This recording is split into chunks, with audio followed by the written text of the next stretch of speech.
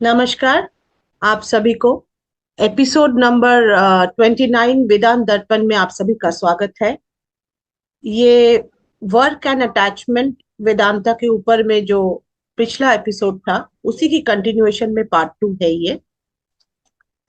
मैं 2 या 3 प्रश्न पूछना चाहूंगी जो पिछले एपिसोड में सर ने कहा था। सर, स्वागत है आपका, ऋषि गौतम चटर्जी सर का। पिछले एपिसोड में जो था उसमें सर ने एक सर आप बोले थे कि शांत रहना, साइलेंस, ये सब है ईश्वर का काम। और ईश्वर के जो भक्त हैं, these are the aspects even साधन चतुष्टय में भी और वेदांत दर्पण, इस पद पर जो भी आएंगे, शांत रहना, साइलेंस। सर, कई बार पृथ्वी में हमें संसार में ये सब चीजें देखने को मिलती हैं, या कुछ मनुष्य ऐसे हैं जो शायद जरूरत से ज्यादा भी शांत है या कम बोलते हैं, बहुत ज्यादा कम बोलते हैं, लेकिन उनकी बुद्धि इस प्रकार से चलती है कि वो दूसरे से बात करवाते हैं। वो अपना जो काम है वो किसी और से कराते आते हैं। पर अगर बाहरी तौर से उन्हें देखा जाए तो वो बहुत बहुत बहुत शांत नजर आते हैं। कभी कभी देखने में योगी जैसे भी लगते हैं। ये पुरुष भी हो सकते हैं, महिला भी हो सकते हैं। पर उनकी जो इंस्ट्रक्शंस होती हैं या उनकी जो बुद्धि विवेक होती है, वो सोच रहे हैं कि मैं बहुत शांत हूँ, या बाहर से देखने में बहुत शांत है, या बिल्कुल ही नहीं बोलते हैं, एक या दो शब्द में ही अपना काम कर लेते हैं। पर कहीं ना कहीं उनका कर्म कर्म तो सर थॉट्स में भी है। थॉट्स ही है। थॉट्स ही हमें बोलने की शक्ति दी है। ये एक्सप्रेशन है, हम लोग कर रहे हैं। तो मेरा सर प्रश्न ये है कि ऐसे व्यक्ति को देख के कैसे कोई समझेगा कि क्या ऐसे शांत रहना चाहिए। अर्थात शांत रहना अगर है तो सिर्फ वचन को शांत नहीं, अपने मन को और अपने बुद्धि को, किस प्रकार से अपनी बुद्धि को को चालित करना है, कैसे चलना चाहिए बुद्धि को। और शांत का अर्थात क्या है, अंदरूनी शांत। तो ये सर आप इस पर क्लैरिटी पहले क्लियर करिए, क्योंकि कई चीजें हम दुनिया में हम आसपास में देखते हैं। और इसलिए अंग्रेजी में सर कहावत है कि all that glitters is not gold. जो भी चमकता है वो सोना नहीं है। अर्थात जो देखने में ऐसे हैं, उनको वास्तविक में क्या होना चाहिए, वेदांत क्या कहती है। वेदांतिक दृष्टि से अगर देखा जाए तो शांत अर्थात क्या होना है, तब जाके तो कर्म आएगा। क्योंकि शांत रह के भी अगर मंद बुद्धि अंदर चल रही है तो वो कर्म करेगा। उस प्रकार से कर्म करते हैं, बिना बोले, बिना सामने आए भी उनका कर्म हो जाता है।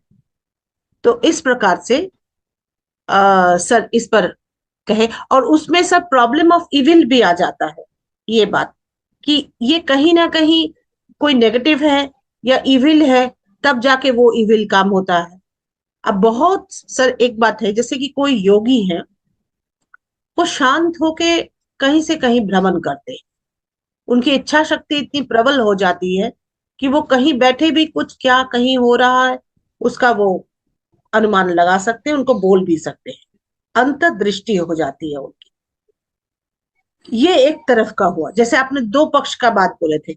और कुछ व्यक्ति ऐसे हैं कि देखने सुनने में योगी लग रहे हैं, या देखने सुनने में कम ये कर रहे हैं, पर है नहीं।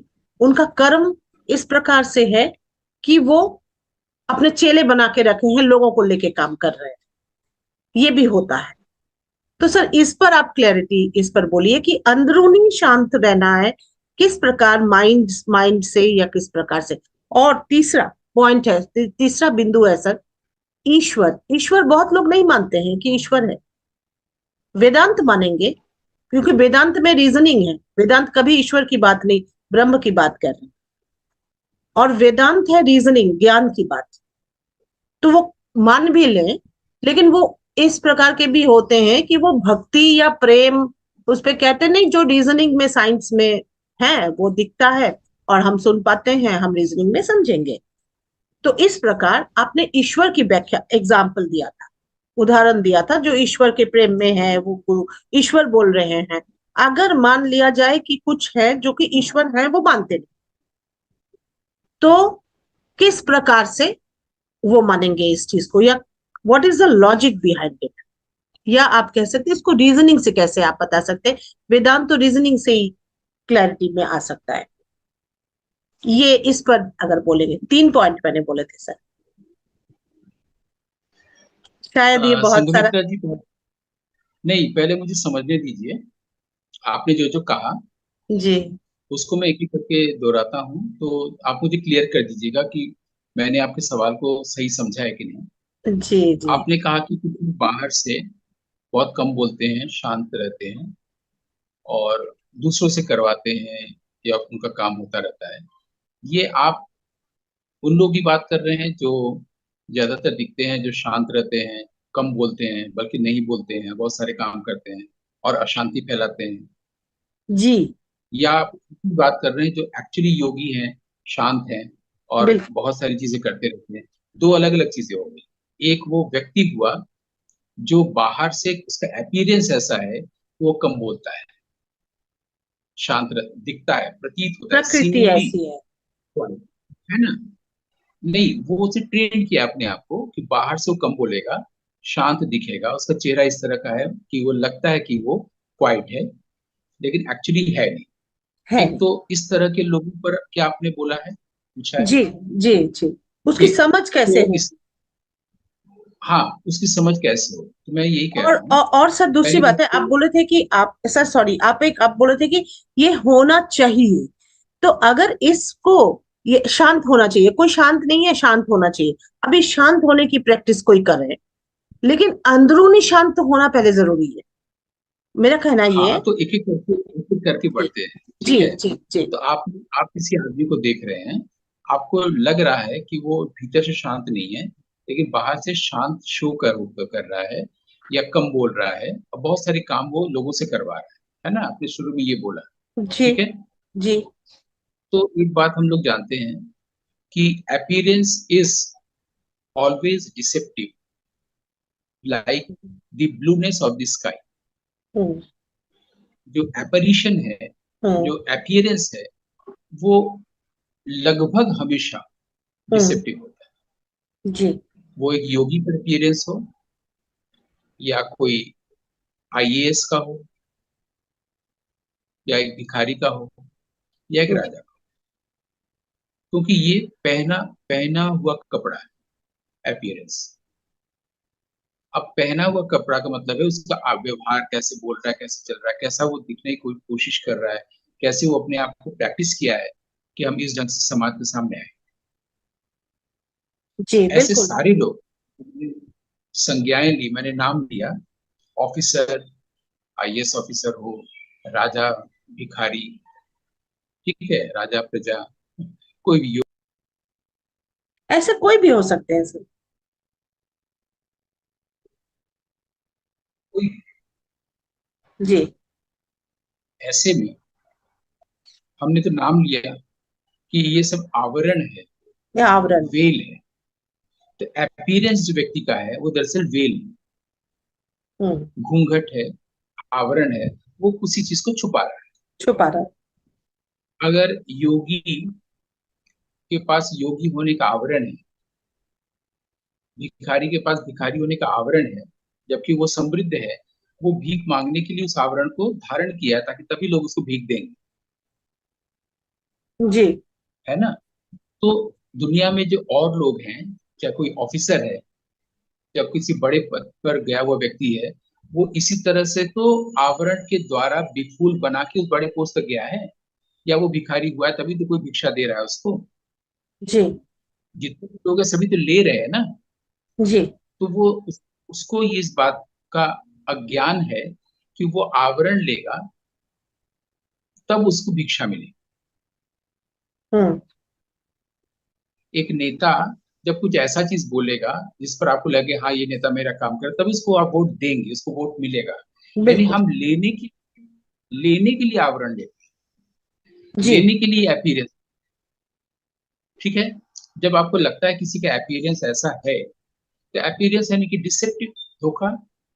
जी। और ऐसा वो लेने के लिए किया है, ये क्लियर हो गया। ठीक। अब हम आगे बढ़ते हैं, आगे बढ़ते हैं तो थोड़ी ऊंचाई पे जाते हैं।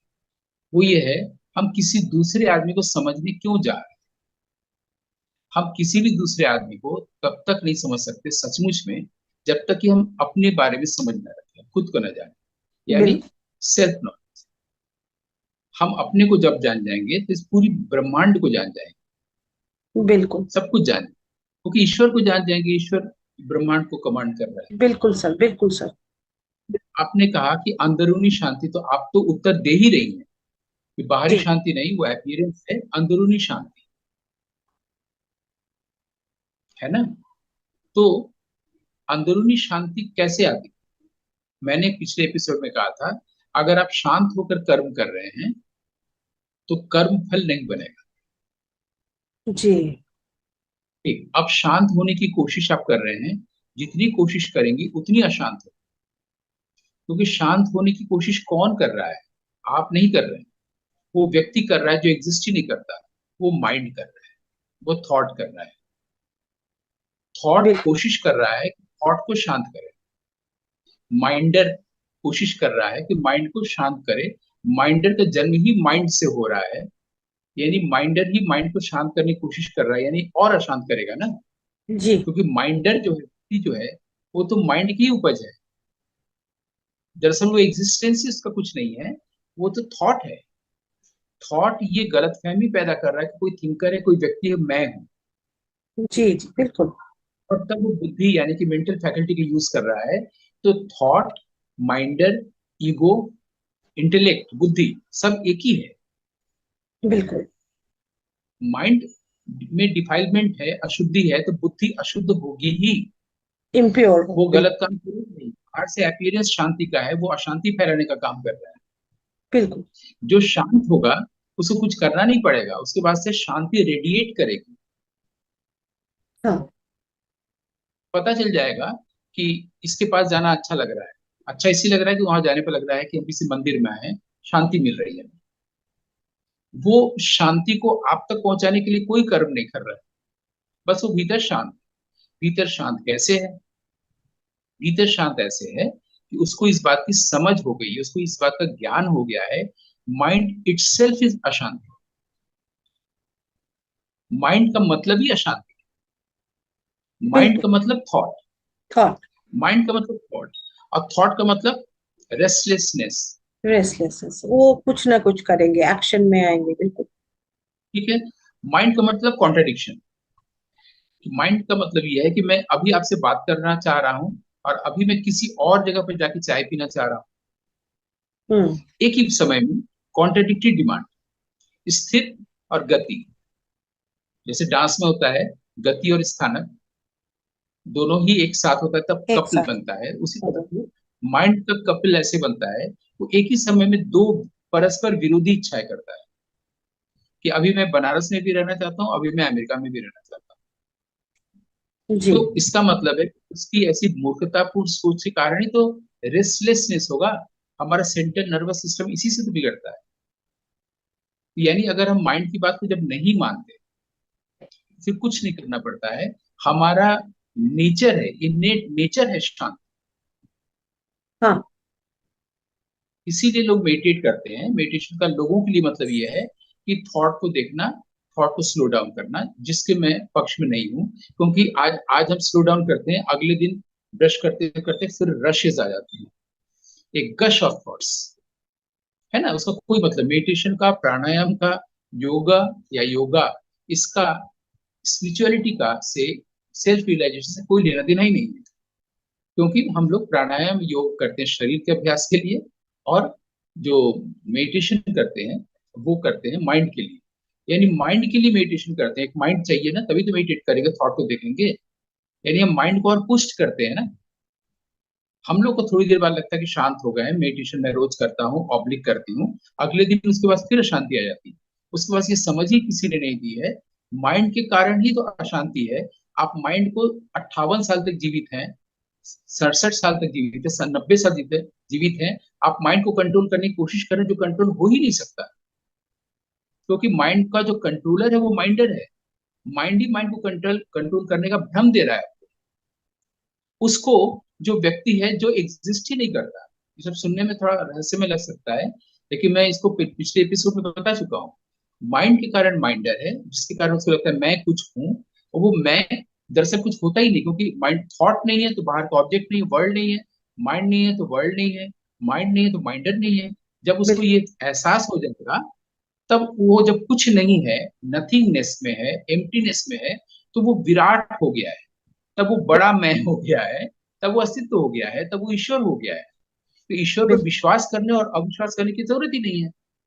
सिंपल है कि वो थॉट न हो, थॉट का न होना, उसके भीतर जो स्वाभाविक रूप से समुद्र है शांति का, ट्रैंक्विलिटी है, वो अपने आप फ्लो करने लगेगा।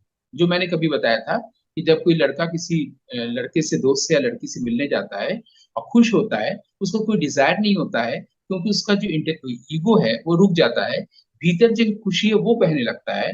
वो क्रेडिट देता है अपनी गर्लफ्रेंड, बॉयफ्रेंड या दोस्त को, जिसका कोई क्रेडिट नहीं है। जब डिजायर नहीं होता है, ईगो नहीं होता है, माइंड नहीं होता है, उसके भीतर की खुशी जो ऑलरेडी है वो बहने लगता है, जो ब्लिस है, जो तुर्यानंद है। और ये सारी चीज के भीतर है। यही सब गुण तो ईश्वर का भी है, उसको ईश्वर अलग से खोजने की जरूरत नहीं है। फोटो में, बिल्कुल। मंदिर में, माता पिता में, किसी व्यक्ति में, किसी नेम एंड फॉर्म में, एंथ्रोपोमॉर्फिज्म में, किसी चीज में नहीं। वो तो खुद ही ईश्वर है। तो ढूंढ किसे रहा है, विश्वास किसे करने जा रहा है? मैं ईश्वर में विश्वास करता हूँ, इसको तो मैं और ईश्वर दो व्यक्ति हुए ना। बिल्कुल। सेंस ऑफ सेपरेशन जो ला रहा है वही इविल है, वही हाँ, लूसीफर है।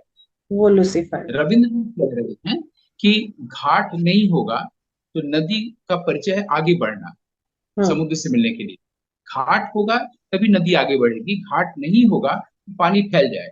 इसलिए घाट जी। का होना जरूरी है। घाट इविल है। ये रविन्द्रनाथ का इविल को प्रॉब्लम सॉल्व करने के लिए वो साधना में ये बात बोल जी। रहे हैं। लेकिन हम कह रहे हैं, जब थॉट नहीं है, माइंड नहीं है, आप शांत हैं। और जो आप शांत हैं तो कर्म कर रहे हैं। हमने किसी के एपिसोड में प्रेम को डिफाइन करते हुए बताया था, या अटैचमेंट को, आसक्ति को डिफाइन करते हुए बताया था। कैसे कोई जाने कि आसक्ति है? वो ऐसे जाने कि जिस वस्तु, व्यक्ति या विचार को लेकर वो परेशान हो रहा है, यानी उस वस्तु, व्यक्ति या विचार के साथ उसकी आसक्ति। जी। अगर किसी वस्तु, अगर किसी व्यक्ति या किसी कंसेप्ट को लेकर उसके पास कोई परेशानी नहीं है, यानी उस वक्त आसक्ति नहीं है। ये मैंने डिफाइन किया। हम्म। ठीक है। अब ये आसक्ति, अच्छा ये जो थॉट है, माइंड है, वो तीन ही चीजों पर सोच सकता है। किसी इंसान पर, किसी ऑब्जेक्ट पर, वस्तु पर, या किसी कंसेप्ट पर, आइडिया पर, कि मेरे पास बहुत अच्छा एक आइडिया है। इन तीनों को हटा दिया जाए, डिस्कनेक्ट हो जाएगा, हमारे सेंसेस से पूरा वर्ल्ड डिस्कनेक्ट हो जाएगा। माइंड का एग्जिस्टेंस ही नहीं रहेगा। जी। माइंड इन तीनों चीजों में मूव कर सकता है, इसके अलावा उसको कुछ दिखता ही नहीं, अंधा है। तो जब माइंड का को हम माइंड के रोल को कह रहे हैं, तुम चुपचाप हो जाओ, तुम्हारी बात नहीं मानेंगे, तो हम जब माइंड से अलग हट जा रहे हैं, यानी माइंड के मकान से हार्ट के घर में आ रहे हैं, यानी प्रेजेंट मोमेंट में आ रहे हैं, तो ऑलरेडी हमारे भीतर जो शांति है वो बह रहा है, और हम शांत हो गए हैं। शांत होने की कोशिश नहीं कर रहे हैं। वो शांति ही ईश्वर है। जी। माइंड के कारण हम बोलते हैं, जब माइंड नहीं है तो हम मौन में हैं। मौन हमारा स्वाभाविक नेचर है, इनेट, इंट्रिंसिक नेचर है हमारा, जी। अस्तित्व का। मैं जो विराट रूप हूं उसका, अलग से ईश्वर खोजने की या विश्वास करने की जरूरत नहीं है। मैं जब शांत हूं, यानी मेरे पास प्रशांति है। मैं जब मौन हूं, यानी मेरे पास जब ओम, प्राइमोडियल साउंड गूंज रहा है। मैं जब ब्लिस हूं, धारा प्रवाह, अनऑब्स्ट्रक्टेड फ्लो ऑफ जब खुशी आ रही है, और मेरे पास भय नहीं है, मेरे पास फ्रीडम है, मैं ईश्वर हूं। अब बिल्कुल। ईश्वर का चोला पहनने की जरूरत नहीं है, कि मैं जीन्स पहना हुआ हूँ, टी शर्ट पहना हुआ हूँ, मेरे बड़े बड़े दाढ़ी और बाल नहीं है, मैंने गांजा पी करके आंख को लाल नहीं किया है। ये आवरण की जरूरत ही नहीं। जीन्स टी शर्ट में है, मैं शांत हूं, मैं ब्लिसफुल हूं, मैं फ्री हूं, ये रेडिएट करेगा दूसरे के पास, दूसरे को शांत करेगा। मैं बताने की क्या जरूरत है कि सुनो सुनो सुनो, मैं एक योगी हूँ और मैंने गीता पढ़ी है, मुझे बहुत सारे श्लोक याद है, मैं संस्कृत बोल सकता हूँ। ये तो कोई भी कर सकता है। जब वो शांत होगा तो शांत उसका बॉडी स्थिर होगा, उसका माइंड स्टिल होगा, सब स्टिलनेस में होंगे। उसके पास से ब्लिस, खुशी, चमत्कार की तरह पूरे विश्व में बह रहा हो। जिसके लिए कबीर साहब कहते हैं कि चित्त जब स्थिर है, चित्त थिर, देह थिर, बुद्धि थिर, थिर मन स्थिर। हम्म। तब ऐसी स्थिति में क्या होता है, जब कोई व्यक्ति का बॉडी स्टिल होता है, माइंड स्टिल होता है और इंटेलेक्ट स्टिल होता है, चित्त थिर, देह थिर, बुद्धि थिर, पाछे पाछे हरि फिरे, कहत कबीर कबीर। आपके पीछे पीछे ईश्वर भागते भागते पुकारते पुकारते आता है, कबीर बोलो तुम्हें क्या चाहिए। तुमको 200 साल का जीवन चाहिए, तुमको स्त्री सुख और अल्कोहल सुख और बहुत सारे सुख के लिए बहुत कुछ चाहिए, जो चाहिए सब मैं तुम्हें दे रहा हूँ, अमरता चाहिए, लो मैं तुम्हें दे रहा हूँ। इसी को नचिकेता ने रिजेक्ट कर दिया था यम को, कि 200 साल बाद, सारे सुख के बाद सबकी तो मृत्यु होगी ना, तब उसके बाद तो मैं आऊंगा ही तुम्हारे पास, यम के पास। तो मैं 200 साल गवा के क्यों आऊं, मैं अभी आ गया हूं। इसी पर यम खुश हुआ नचिकेता से, कठोपनिषद में है कि खुश हुआ कि इसके बाद लालच नहीं है। और तब उसने ज्ञान दिया कि मृत्यु के पार क्या है ना। तो बिल्कुल बिल्कुल। कबीर यही कह रहे हैं, हरि आके खुद पूछता, बोलो कबीर तुम्हें क्या चाहिए। जब देह स्थिर है, बुद्धि स्थिर है, मन स्थिर है। मन स्थिर का मतलब है आप थॉट के अनुसार नहीं चल रहे हैं। जब आप थॉट के अनुसार कर्म करेंगे तो आपको कर्म फल मिलेगा, आप कर्मा कर्मा बोलते रहेंगे और कई जन्म लेते जाएंगे और आपको सिर्फ दुख और दुर्गति ही रहेगा।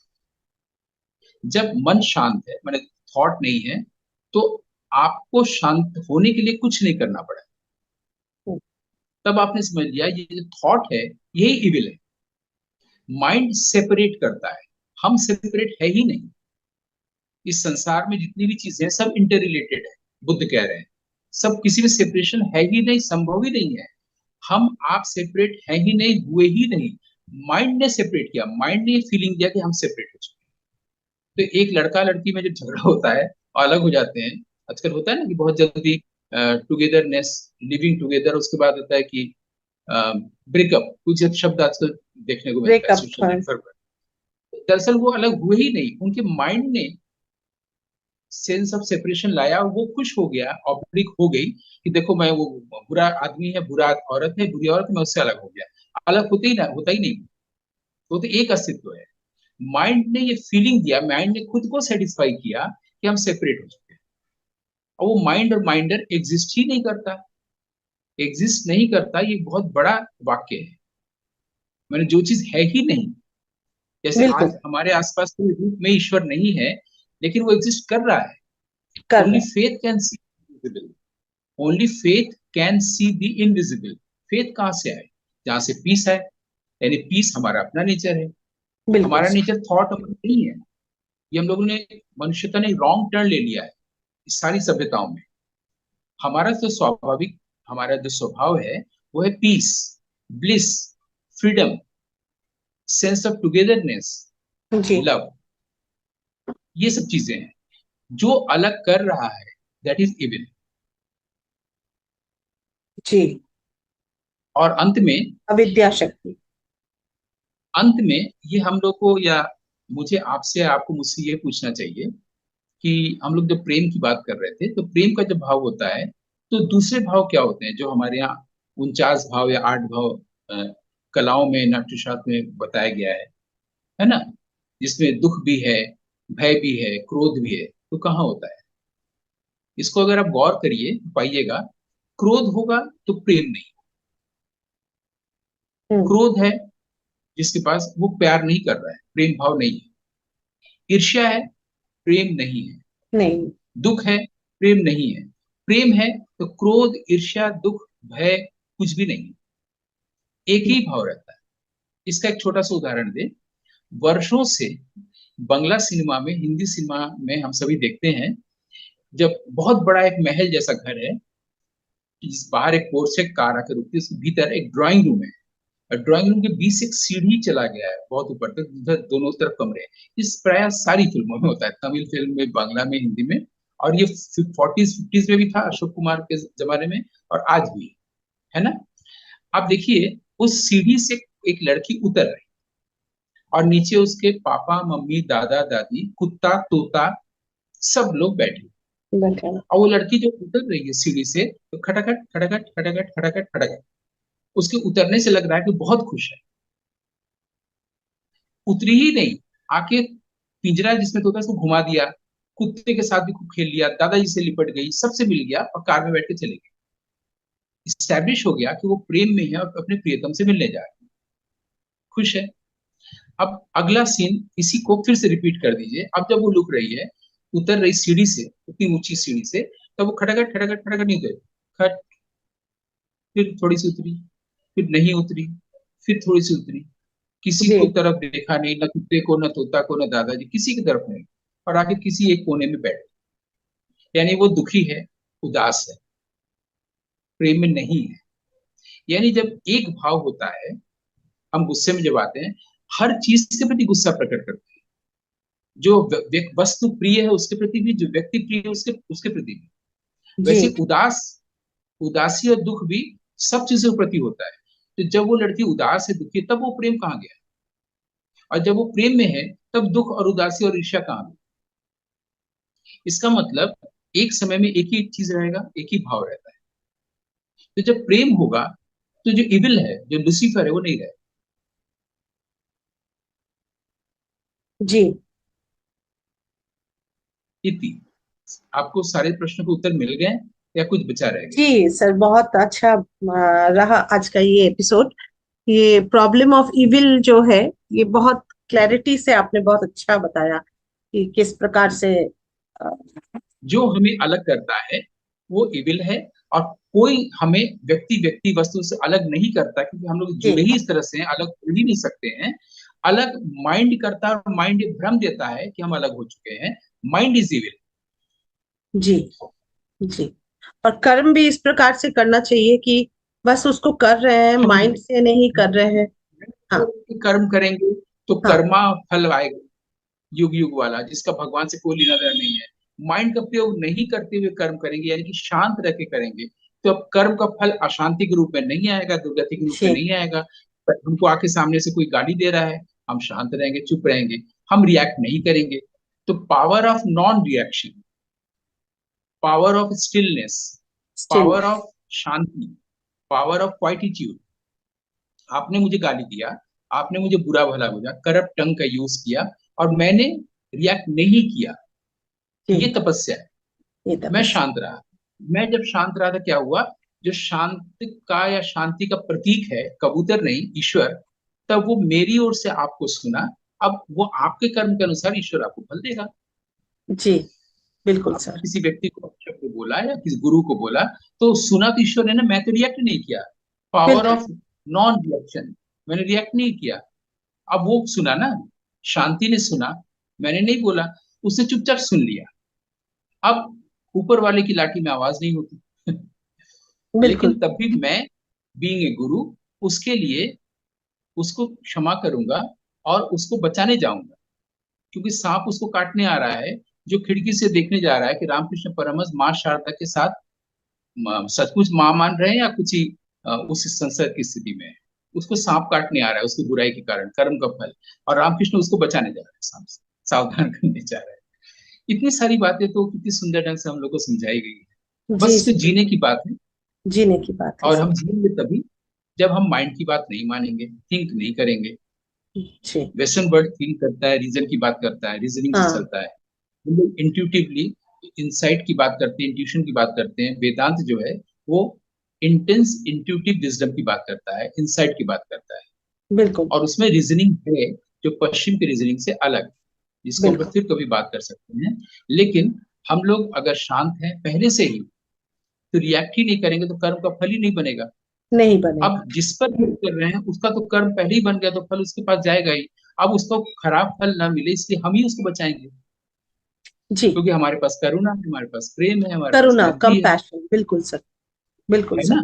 तो इतनी सब चीजें अब, जीवन जब ईश्वर ने हमको दिया है, या माइंड की गलती से एक जीवन हमें मिल गया है, उसको जीवंत करने का जो दायित्व है।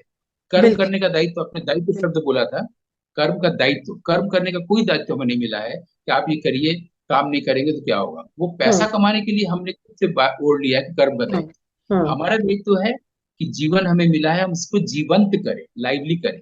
लाइवली कैसे होगा? जब ब्लिस, पीस, साइलेंस, फ्रीडम का नेचुरल फ्लो होने देंगे, उसमें ऑब्स्ट्रक्शन नहीं लाएंगे माइंड। बिल्कुल।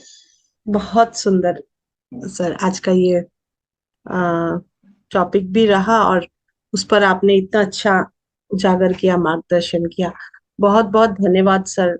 आज का ये एपिसोड नंबर 29 इसी में विराम देते हैं। Thank you sir. आप स्वस्थ रहें, आनंद में रहें, और इसी तरह आनंद वितरण करते रहें। इसी में हम लोग रमण करते रहे, मैं, संगमित्रा जी और पूरा विश्व, पूरा कॉस्मोस। रमण करना, रमैनी बने रहे। जी जी। ठीक है। इसी में। जी। आनंद आनंद प्रणाम सर। धन्यवाद। आनंद। नमस्कार।